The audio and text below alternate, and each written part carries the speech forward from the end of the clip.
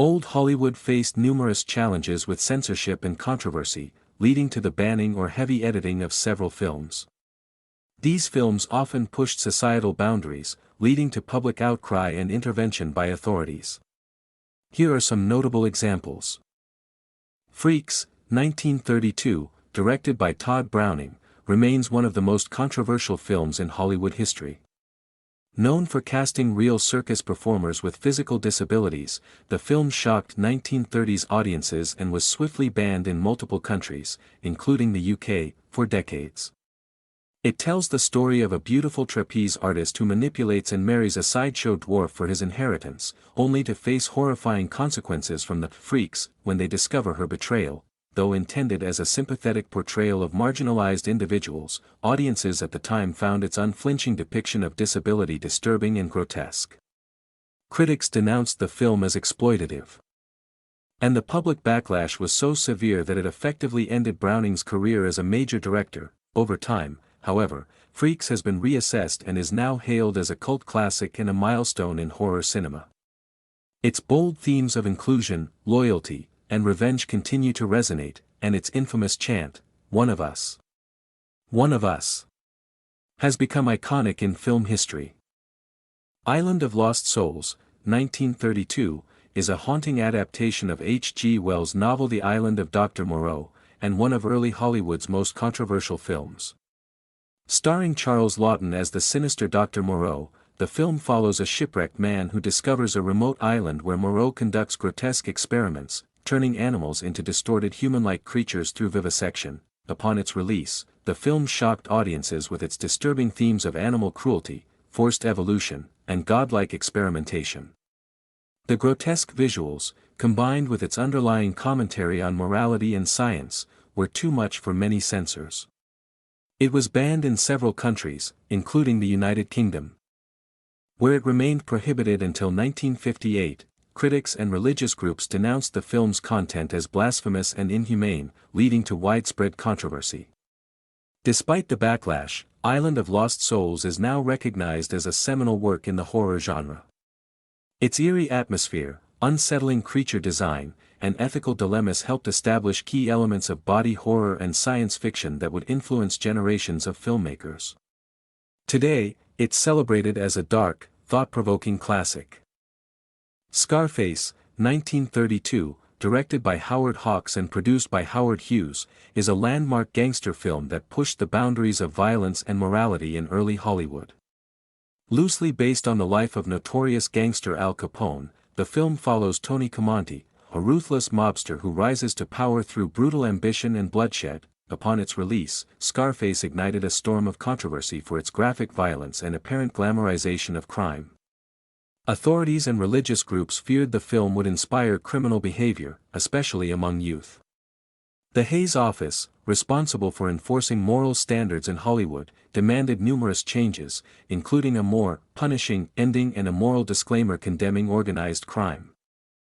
Despite edits, the film was banned in several U.S. states and cities, including New York and Chicago.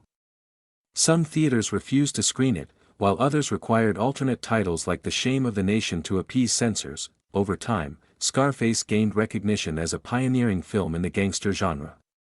Its gritty realism, dynamic camera work, and anti-hero portrayal set the stage for future classics, including Brian De Palma's 1983 remake. Today, it's considered a masterpiece of pre-code Hollywood cinema. Rebel Without a Cause, 1955, directed by Nicholas Ray and starring James Dean, became one of the most iconic films of the 1950s, capturing the angst and alienation of post-war American youth. Dean plays Jim Stark, a troubled teenager struggling to fit into a world defined by rigid authority, broken families, and social expectations. Alongside Natalie Wood and Sal Mineo, Dean's character navigates a world of emotional turmoil, peer pressure, and juvenile delinquency.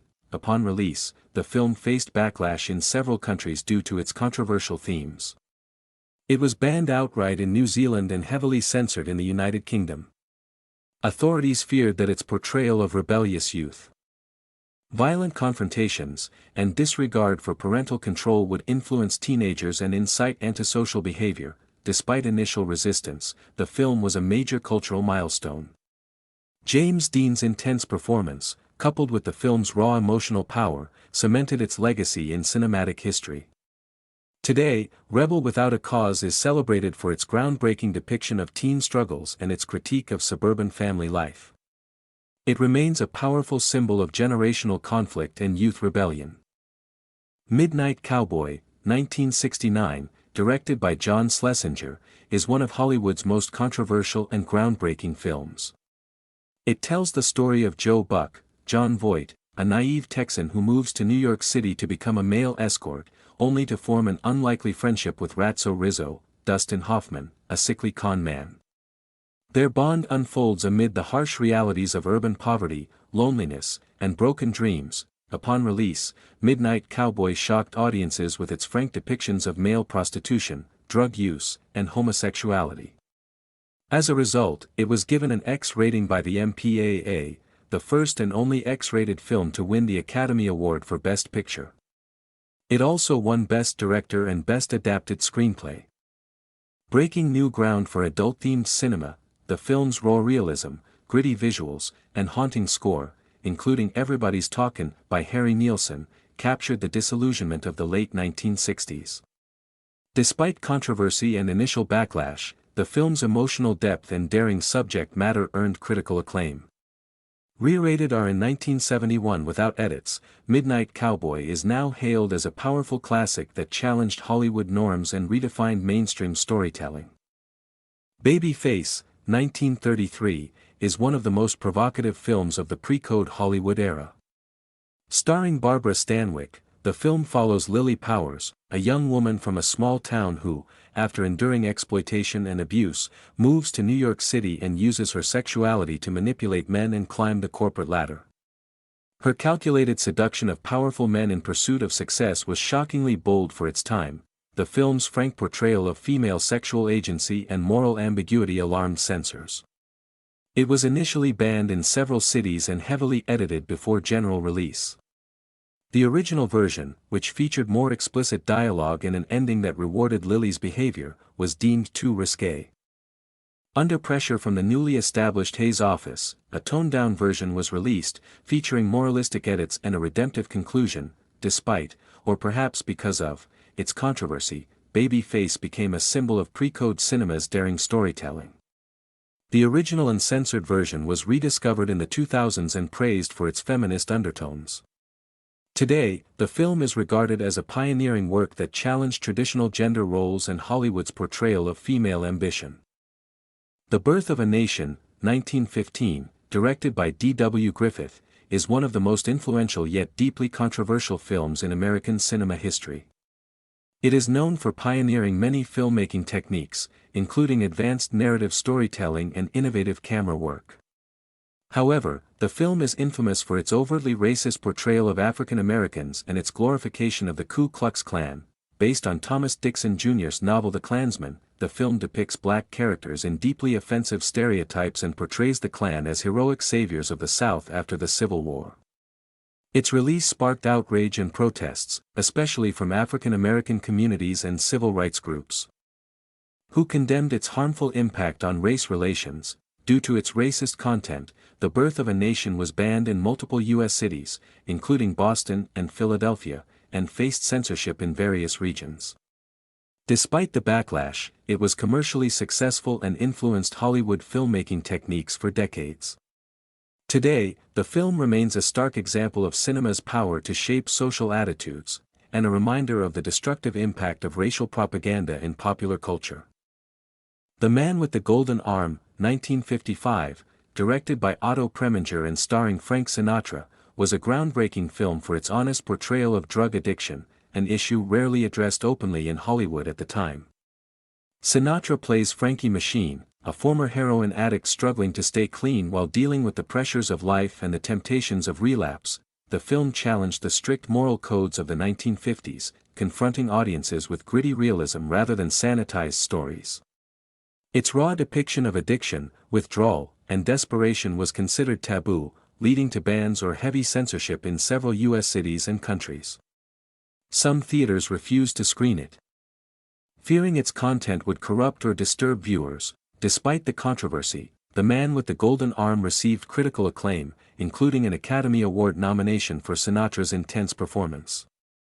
The film's bold storytelling helped pave the way for more mature and realistic subject matter in American cinema. Today, it is regarded as a pioneering work that humanized addiction and broke Hollywood's silence on difficult social issues. The Last House on the Left, 1972, directed by Wes Craven, is a landmark in horror cinema known for its brutal and graphic portrayal of violence. The film follows two teenage girls who are kidnapped, tortured, and assaulted by a group of criminals, and the violent revenge taken by one girl's parents. Its raw intensity and unflinching depiction of cruelty shocked audiences and critics alike. Because of its extreme content, The Last House on the Left was banned or heavily censored in several countries. In the United Kingdom, it faced repeated censorship battles and was banned outright or released only in heavily cut versions for decades. The uncut version wasn't legally available there until 2008. The film's controversial nature sparked debates about violence in media and its impact on viewers. Some considered it exploitative, while others defended it as a powerful commentary on vengeance and justice. Despite its notoriety, The Last House on the Left is now regarded as a cult classic and a significant influence on the horror genre, known for pushing the boundaries of what was acceptable in cinema during the early 1970s. The Texas Chainsaw Massacre, 1974, directed by Tobe Hooper, is a seminal horror film that redefined the genre with its raw, relentless atmosphere and unsettling story. Despite having relatively minimal on-screen gore compared to later slasher films, it terrified audiences with its disturbing themes, relentless pacing, and the terrifying presence of Leatherface, a chainsaw-wielding antagonist wearing a mask made of human skin. Upon release, the film faced significant backlash and was banned in several countries, including Sweden, Ireland, and Brazil. Authorities cited its disturbing atmosphere, implied violence, and psychological horror as reasons for the bans, fearing the film's intense impact on viewers. Some countries only allowed heavily edited versions to be shown. The movie's gritty, documentary-style cinematography and claustrophobic setting created an oppressive feeling of dread, making it far more terrifying than explicit bloodshed alone. It sparked debates about censorship, violence in media, and the boundaries of horror cinema. Today, The Texas Chainsaw Massacre is hailed as a cult classic and a pioneering film that influenced countless horror movies, proving that atmosphere and suggestion can be just as horrifying as graphic violence. Dirty Harry, 1971, directed by Don Siegel and starring Clint Eastwood, became one of the most controversial films of its time due to its portrayal of a tough, no-nonsense San Francisco cop, Harry Callahan.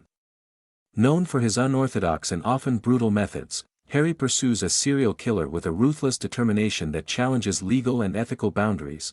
The film sparked heated debates because many viewers and critics saw Callahan's vigilante style as endorsing a harsh, authoritarian approach to law enforcement.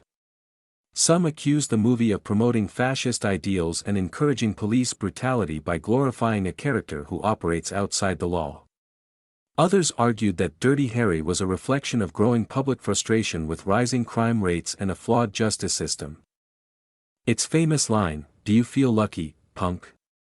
became iconic, symbolizing the film's tough guy attitude. Despite, or perhaps because of, the controversy, Dirty Harry was a commercial success and influenced many future action and crime films. It raised important questions about justice, morality, and the balance between security and civil rights, making it a culturally significant and provocative piece of cinema. Don't Look Now, 1973, directed by Nicholas Regg and starring Donald Sutherland and Julie Christie, is a psychological thriller known for its haunting atmosphere and complex narrative. One of the film's most talked about aspects was a highly realistic sex scene between the lead actors, which sparked widespread rumors that actual intercourse had taken place during filming. These rumors contributed to significant controversy and distribution problems, particularly in the United States. Some theaters hesitated to screen the movie, and several regions imposed censorship or required cuts to the explicit scenes. The film's frank depiction of intimacy was rare for mainstream cinema at the time. Pushing boundaries on what was acceptable to show on screen, despite the scandal, Don't Look Now was critically acclaimed for its emotional depth, visual style, and unsettling story about grief and supernatural elements. The controversy only added to its mystique, and the film remains influential in the thriller and horror genres. Today, it's regarded as a classic that challenged cinematic taboos around sexuality and narrative form. Bicycle Thieves, 1948, directed by Vittorio De Sica, is a cornerstone of Italian neo-realist cinema. The film tells the story of Antonio, a poor father in post-war Rome whose livelihood depends on his bicycle.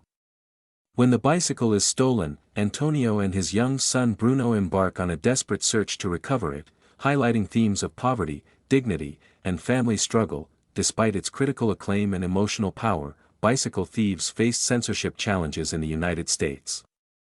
The Motion Picture Association of America, MPAA, banned the film in 1950 due to two particular scenes, one showing a child urinating in public, and another set inside a brothel. At the time, such realistic depictions were considered inappropriate and offensive for American audiences. Reflecting the strict moral standards and censorship policies of the era, today, Bicycle Thieves is celebrated worldwide for its raw, authentic portrayal of everyday life and its profound social commentary. The film helped pave the way for more honest and human-centered storytelling in cinema, breaking away from Hollywood's polished conventions. The Phantom of the Opera, 1925, directed by Rupert Julian and starring Lon Chaney, is a silent horror classic known for its eerie atmosphere and Chaney's legendary makeup work that transformed him into the disfigured Phantom. The film tells the story of a mysterious masked figure who haunts the Paris Opera House, terrorizing performers and falling obsessively in love with a young soprano. Upon its release, The Phantom of the Opera was considered too frightening and intense for some audiences, especially in the United Kingdom. The British Board of Film Censors banned the film initially, citing its horrifying content and the disturbing image of the Phantom's grotesque face. This reflected early 20th century concerns about protecting the public from overly frightening or morally questionable material in cinema. Despite these bans, the film was a major success and became influential in the horror genre, setting standards for makeup effects and atmospheric storytelling. Today, it is regarded as a pioneering work of horror cinema and an enduring classic, with Lon Chaney's performance continuing to inspire filmmakers and fans alike.